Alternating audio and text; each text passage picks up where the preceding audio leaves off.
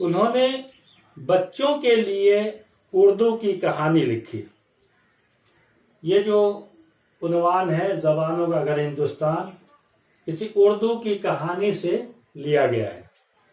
تو یہ بچوں کو مد نظر رکھتے ہوئے، بچوں کو سامنے رکھتے ہوئے، بچوں کی ذہنی ساخت کو سامنے رکھتے ہوئے یہ کہانی لکھی گئی کہ بچوں کو زبان کے بارے میں یا ہندوستان میں جو لوگ آئے اور ان کی جو زبانیں تھیں ان کے متعلق جانکاری کچھ ہو جائے. اس لیے انہوں نے ایک اردو کی کہانی لکھی، اور اس کتاب میں اردو زبان اور ادب کی تاریخ مختصر طور سے بہت ہی آسان اور دلچسپ انداز میں بیان کی گئی ہے. اردو کی کہانی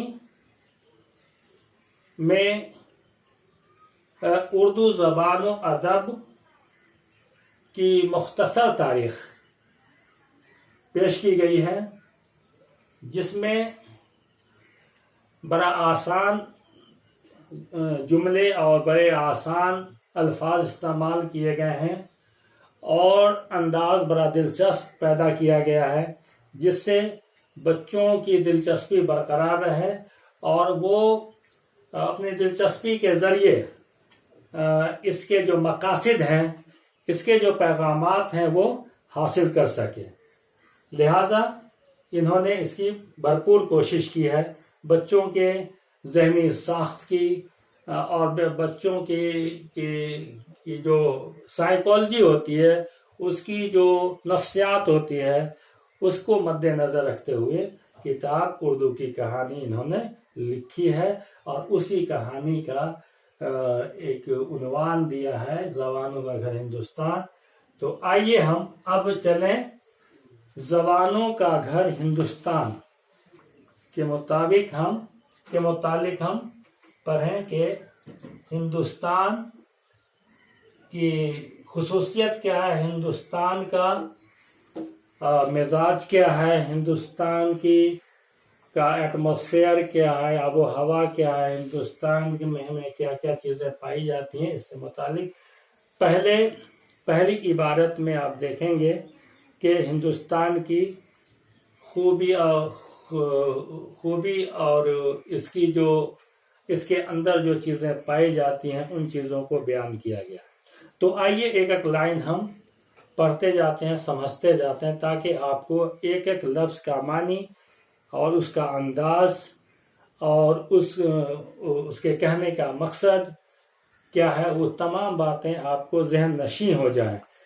تو چلیں بچوں آگے چلتے ہیں. ہندوستان ایک لمبا چوڑا دیش ہے، اس میں کوئی ڈاؤٹ نہیں ہے. آپ جانتے ہیں کہ ہمارا ہندوستان کتنا وسیع ملک ہے، کتنا لمبا چوڑا ہے، کتنا بڑا ملک ہے. یہ آپ سنے ہوں گے بہت لوگوں سے اور جانتے ہیں تقریباً.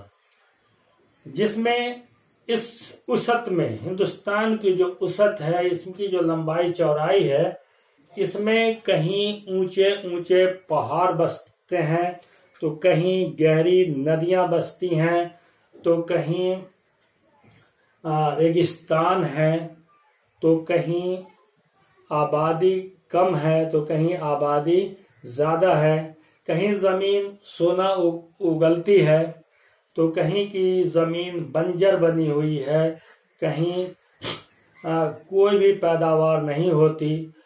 اور پھر یہاں کے بسنے والوں کو دیکھو تو کالے بھی ہیں، گورے بھی ہیں، خوبصورت بھی ہیں اور بدصورت بھی ہیں، لمبے قد والے بھی ہیں، ناٹے قد والے بھی ہیں، چھوٹے قد والے بھی ہیں، جنگلیوں کی طرح زندگی بسر کرنے والے بھی ہیں، اور خوبصورت یا پھر شہری زندگی جینے والے بھی لوگ ہیں، اور بڑے بڑے شہروں میں رہنے والے بھی لوگ ہیں.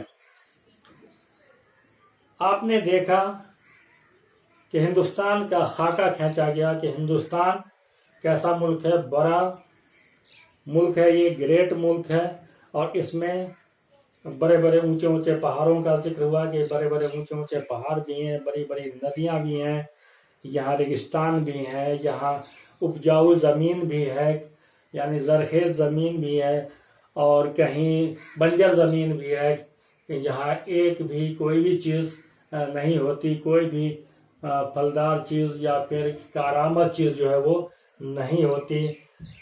तो कहीं यहाँ के जंगल में रहने वाले लोगों का भी जिक्र हुआ कि कहीं जंगली लोग जंगलों में लोग रहने वाले हैं, तो कहीं शहरों में लोग रहने वाले हैं।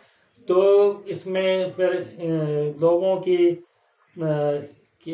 शक्ल सूरत, उसकी कदो कामत भी बताई गई कि हमारे यहाँ तरह तरह के लोग रहते हैं, लंबे भी रहते हैं, नाटे भी होते हैं, काले भी होते हैं, गोरे भी होते हैं, और तरह तरह के लोग होते हैं।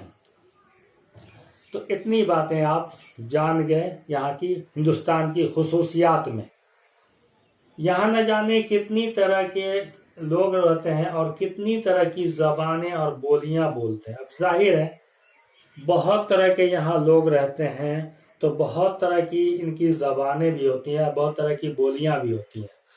तो बहुत तरह की बोलियां बोलते हैं, बहुत तरह की ज़बानों का इस्तेमाल करते हैं।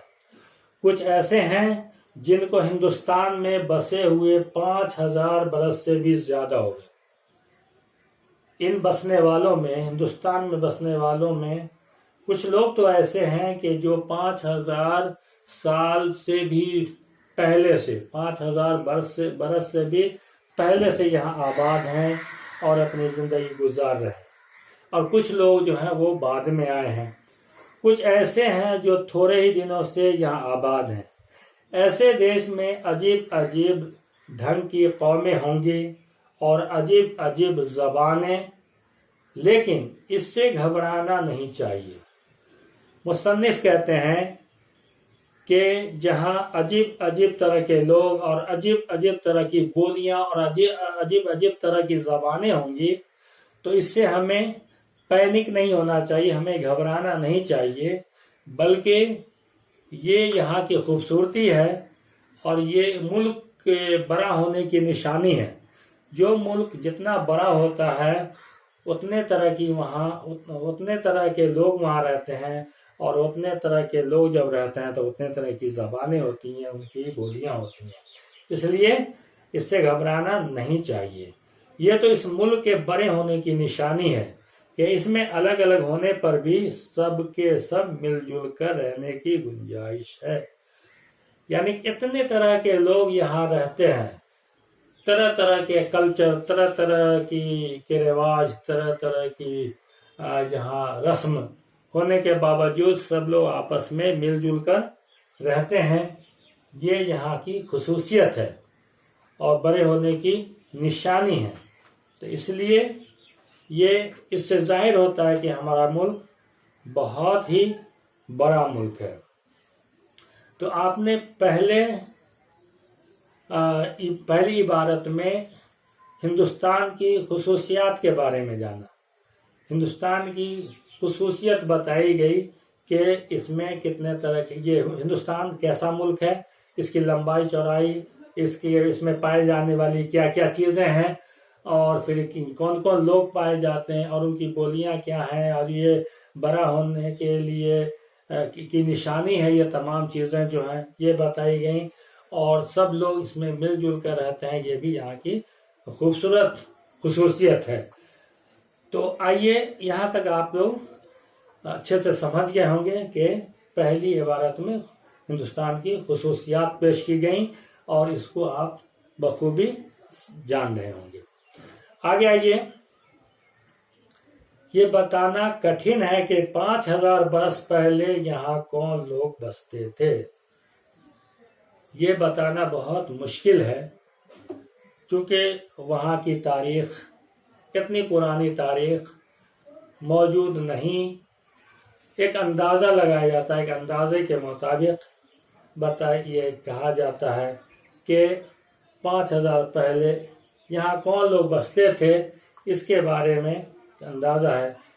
मगर अब बहुत से लोग ये बात जानते हैं कि اس زمانے سے یہاں دور دور کے لوگ آنے لگے.